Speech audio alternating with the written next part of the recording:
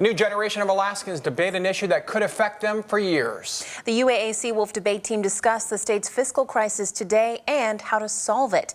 KTVA 11's Eric Rubel reports.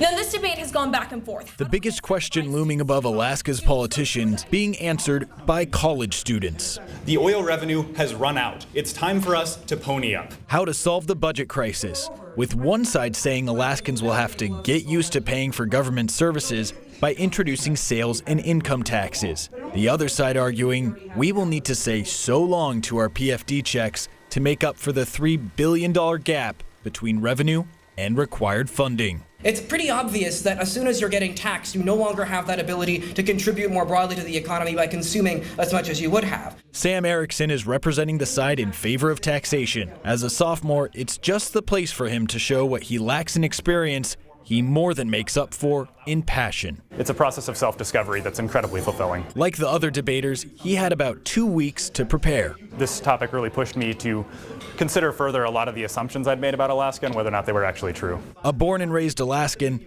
Erickson said it's crucial for young people to let their voices be heard. I think it's a tremendous chance to show the leadership of the state that young Alaskans do care, that we are involved, that there's going to be a significant presence moving forward, and that whether or not it seems like it, there are people who are very concerned about this topic, and that it's not something that can simply be swept under the rug. We'd like to address this point about the PFD fairness. After an hour of heated discussion, it was a 2-2 tie from the panel of 4 judges, including KTVA's own John Tracy. Judge Judy Brady was the commissioner of natural resources in the late 80s.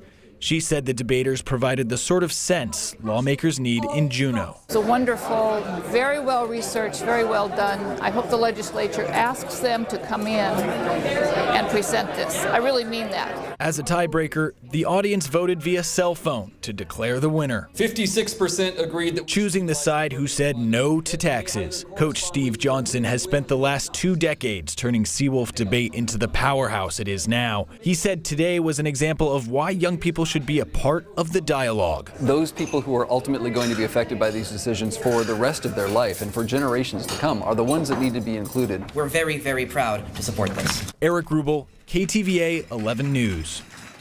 You can hear more about the possible solutions to the budget crisis tonight on Reality Check with John Tracy at 10 o'clock.